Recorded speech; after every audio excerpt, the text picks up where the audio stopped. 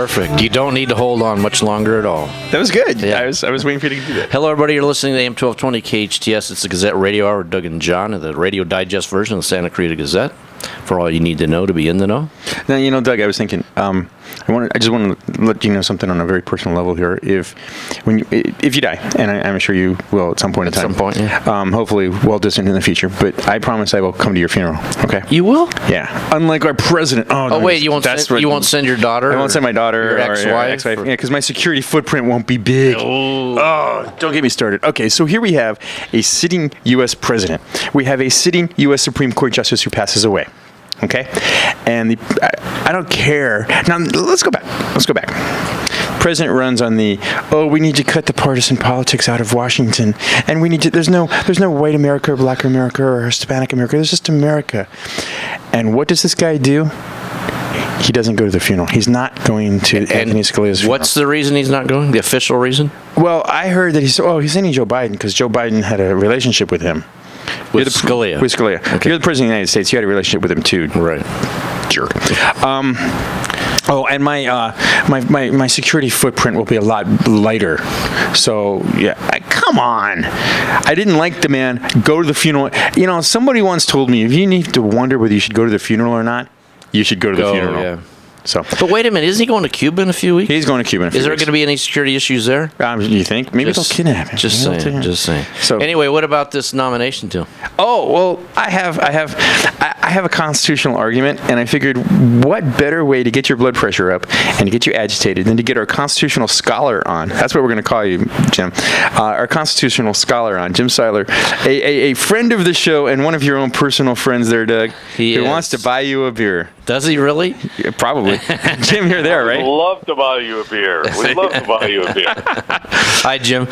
So, all right. So, the GOP has decided that they're not going to. Well, they've been under pressure not to nominate, or actually, they're trying to put pressure on Obama not to nominate a new Supreme Court justice. Now, Jim, you probably have an opinion on that, I would imagine.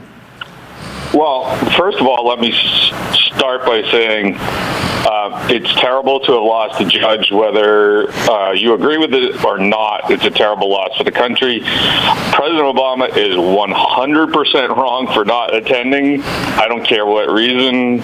There is no reason.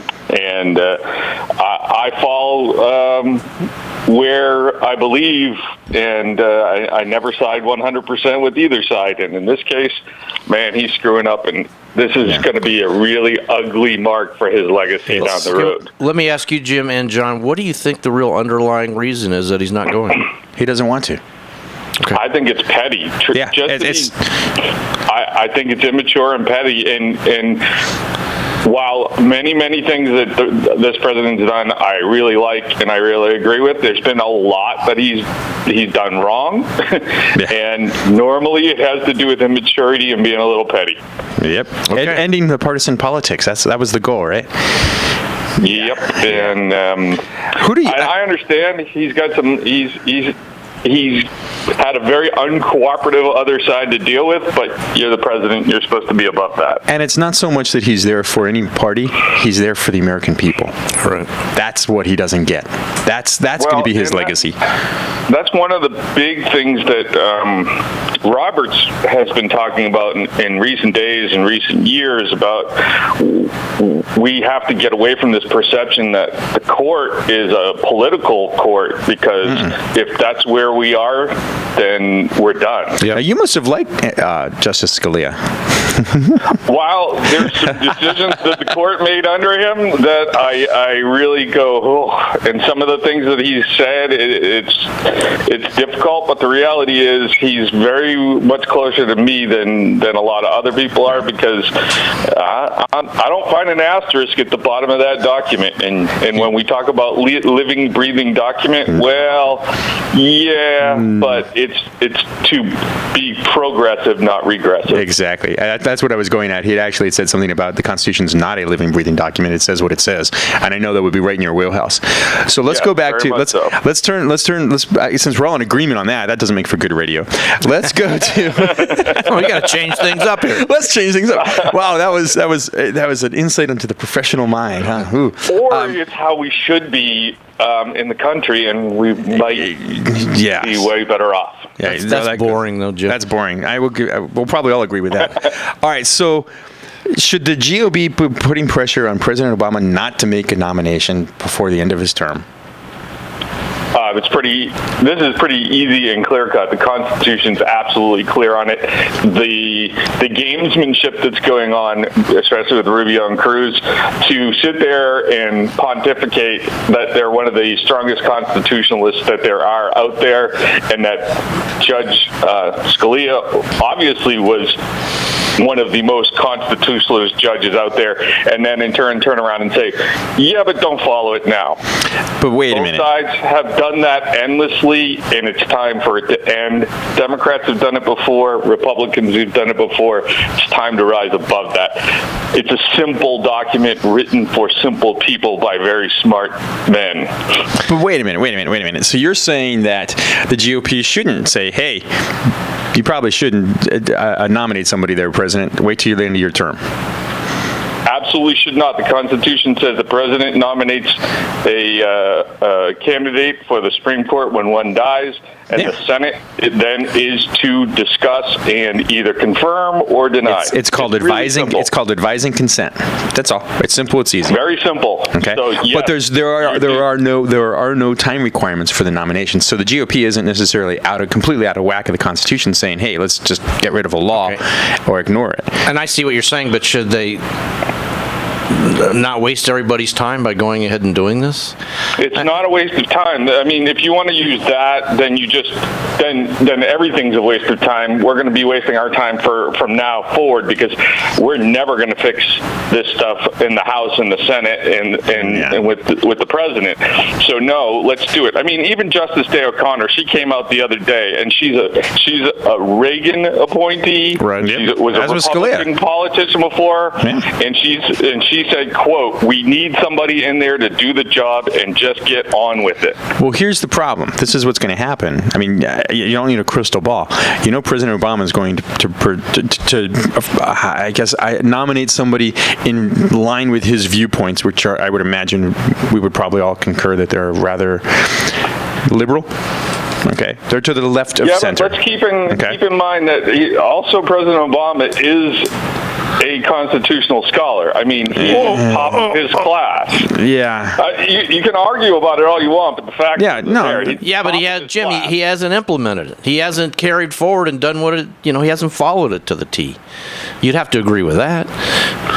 I don't think that anybody's followed it to the T. The things that you think he hasn't and I think he hasn't might be different, though. Yeah. The executive orders. Yes, that's what I'm speaking of. Yeah, don't talk to me about executive orders until you take everybody's record into account. He's used it less than most of the Republican presidents have in the last 25 years.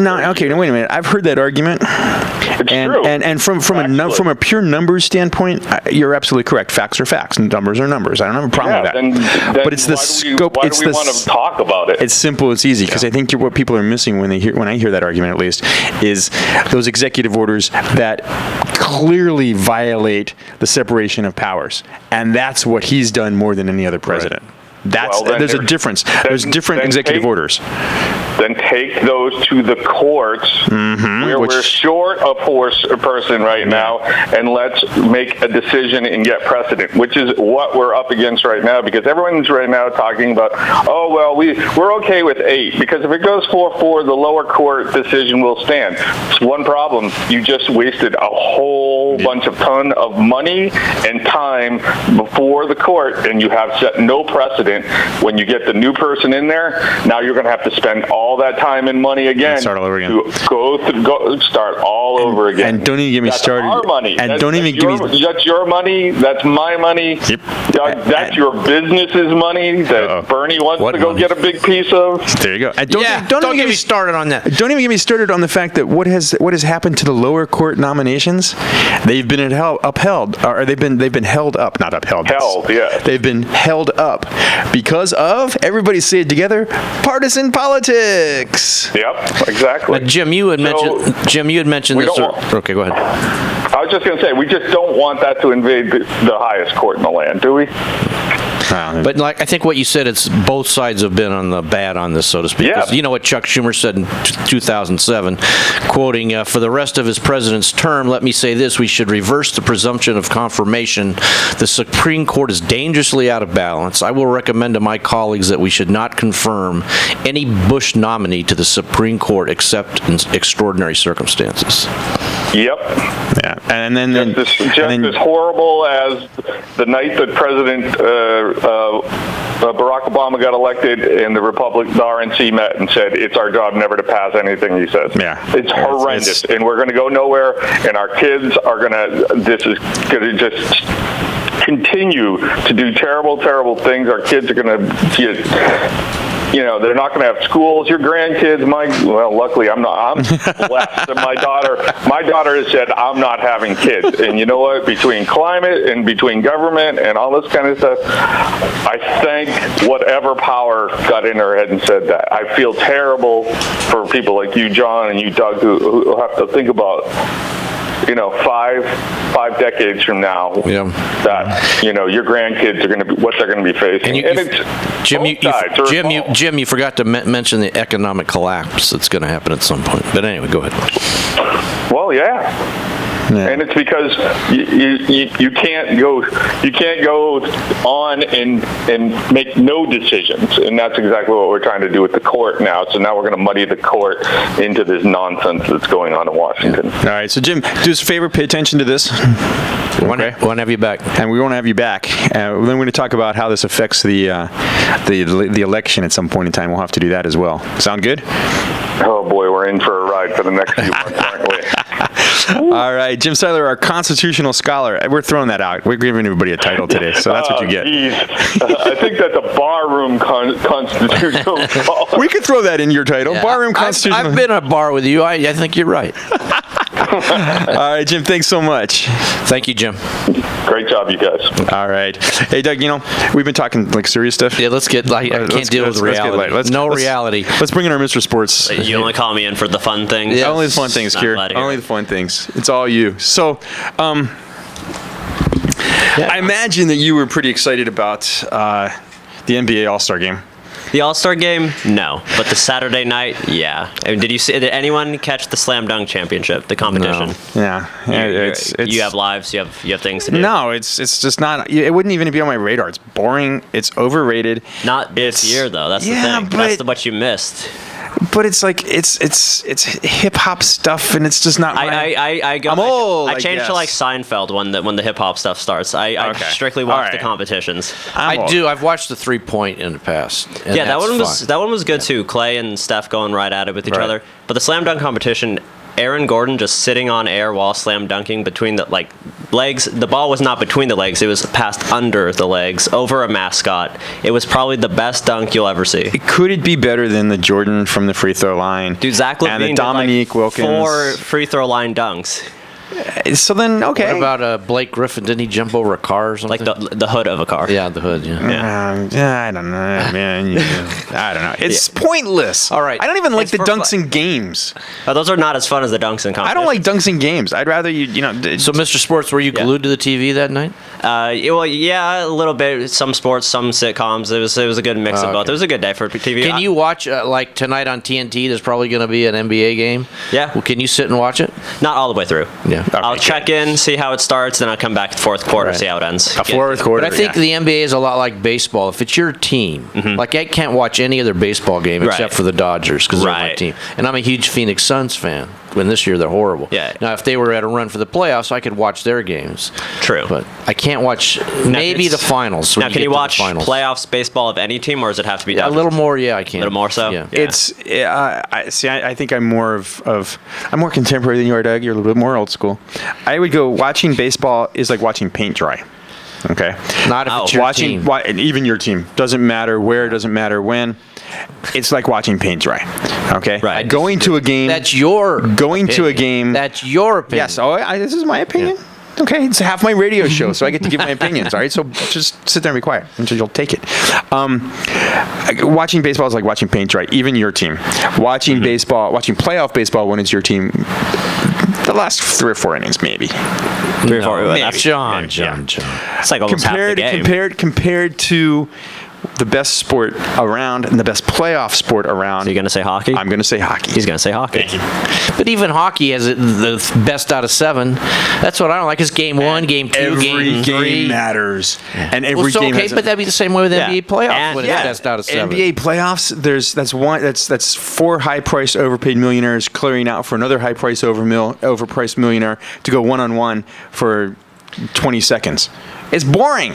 It's think, boring. In my opinion, that's why football, one and done in any type of playoff Yeah. situation. Football or March Madness, one and done. Okay, Right, but football is action. There's breaks. There's a lot of breaks. A lot more breaks. Lots And of that's all your commercials. opinion because there's a lot of people that like baseball and hate football. So That's right. Of course, it's opinion, Doug. What do we get paid to do I here? know. I'm just telling you. It ain't, What do we it get? ain't gospel. What do we get paid to do here? We get paid? Yeah, emphasize that last Actually, part. wait a minute. Okay, now we're going to think about what we get paid to do here. We get paid to give our opinions. My opinion is that baseball needs to do something. They're going to lose a generation of people. I agree with you on that. There you go. Games are too long. What happened when they enacted the time clock for the pitchers that was supposed to hit last still year? there. Did they call? Did They anybody have get that? called on it? They have it. They I didn't have even it. know that was a Yes. thing. I don't think it was They ever have called it. once. They have it. I've seen. never I enforced. think it was called once or twice. Believe Really? it or not. Oh, was Yeah. Oh yeah. But it's like a ridiculous period of time between pitches. Yep. You could watch a batter, go to the fridge, get something, come back, and you're still the same. It's like they're going to lose. Comparatively speaking, basketball has more action. Yep. Now, do you think it's like a matter of innings, or is it just every single thing about baseball that you seem to It's dislike? It's literally 5 minutes of action crammed into 3 hours. I feel like that's kind of how football is, but the action's just better. The action seems to be Right. consistent. It's perceived to be consistent because you have a fixed period of time before action starts again. Right. John, don't you think also the part of it is the environment or the atmosphere of the game itself? You know, even if you're watching Yankees playing Boston or Dodgers playing Giants or Angels, and it gets to the 8th inning, it's tied 3-3, and somebody hits a home run, the crowd goes absolutely nuts. It's Yeah. different. You know, the guy comes in for a save. You know, It's different. 1-run game, bases loaded. Would you like to be at a no-hitter? Would you like to be at like a perfect game? Yeah, of course. You'd want to be there? Yeah. I feel like that's less action. It is less action, but there's something. There's I guess- something- oh, that's- there's yeah. a You common get to theme the throughout it 7th, all. 8th inning. Yeah, there's a common. Every- Oh, that's you true. That's hang true. on That's every true. pitch. Yeah. It's kind of like it's like you were talking about March Madness, which I really don't like talking about right now because University of Maryland just lost to Minnesota, and it's getting Oh, ugly. you mumbled that last part. Yeah, we lost to Minnesota. Okay. Yeah, and it was Minnesota's first conference win. Thanks of for the rubbing year. that in. Okay, just rub it in. Melo Trimble's in a funk. Diamond Stone didn't play because he went Ronda Rousey on some guy from Wisconsin, slammed his head into the ground. I think it was a Wow. bogus thing, but Let's back to the NBA for Yeah. Mr. Sport. Why don't they just right now get Cleveland to play Golden State for the finals? That's what's. I mean, I would like that as well. I don't like the rest of the regular season. There's like 27 regular season games before there's like it- 4 rounds of 7 games each. and then it's a game a week. yeah. It's like and it gets over in the middle of summer. Yeah, no, I would like for them to go to the finals now because you know it's going to be Cleveland and you know it's going to be the Golden State Warriors. I mean, Toronto is the only team that even has a remote chance in the East. But And wait a then- minute, wait a yeah, minute. Yeah. Would it be a massive upset if a team like Golden State loses to, say, I don't know, San Antonio? Yeah, or I don't know if that would be an Clippers. upset. That's a good question. Clippers? No, I don't think the Clippers are built for the But playoffs. I can tell you from personal, when I lived in Phoenix Yeah. and the Suns were in the playoffs and made it to the championship round, that turned the city on its ear. any You know, championship. I'm just saying, Right. if the game was at 4:00, rush hour started at 2. Everybody was leaving their office to get Yeah. home to watch. Yeah, the I game. can see that, and everybody. So at the local level for basketball and baseball makes it what makes it fun, I think. Right. Whereas football, it can be anywhere. And we don't in LA. I mean, I guess we haven't had a football team in a long time, so we don't know how that's going to affect it now that we have the Rams coming it's back. going to be interesting with the Rams coming back. I'm Yeah. not sure that I can suddenly turn on and be a Rams fan. I know people who have already done that. They've pledged their Like allegiance to be they're Rams. already Well, like they're it's fans. really the ones that lived here and were into it back when they were here, and now No, Is that- is that the I've case got, for you? I've got people who have said now that LA has a team, I'm going to support the LA team. I mean, I'll support the LA team, but I'm not like a fan. I'm not hopping on the band. Well, I don't know. Well, I guess that's I what kind of hap- am. They'd be what like my happened- second, I know, third team. Yeah, it's They'll be on there. That's what happened to me in 1988. I was a Cowboys fan because in Arizona they showed every Cowboy game. But when the Cardinals moved to Phoenix in 1988, I instantly became a Cardinals fan. See, I'll go back even further than that. When the Colts moved out of Baltimore, Broke your I heart. became a Redskins fan. Yeah. And, That makes sense. Which, it's like, okay, I lived in the middle of the two. It's like, well, Yeah, I'll that's pick fair. one of the games. Yeah. They were my second favorite team. Okay. Of course, I also thought Green Bay was in California because they were always the 4 o'clock game back east. I never understood that. Geographically and footballology challenge. So, all right. We're in a dull period, aren't we? February is always the worst month for sports. Yeah. We had the trade deadline that just passed for the NBA. Nothing really exciting happened. Detroit looks really good all of a sudden, and then the Clippers got Jeff Green, but they also gave up a first-round pick. So, I mean... Do they even care? I mean, they do these things. That's got to be the absolute worst thing ever is they've got this big, massive salary cap, and they trade these expiring contracts, which they don't do anymore because the cap's going to go up to $1 billion. It doesn't even matter. But yet, John, 18,000 people were at the game last night to see the Clippers play San Antonio. So somebody's into it. San Antonio. Yeah. That's what I said. I don't know. It's just you've got March Madness coming up. Yeah. You have the best time of year in hockey. Doug, I'm going to take you to a hockey game.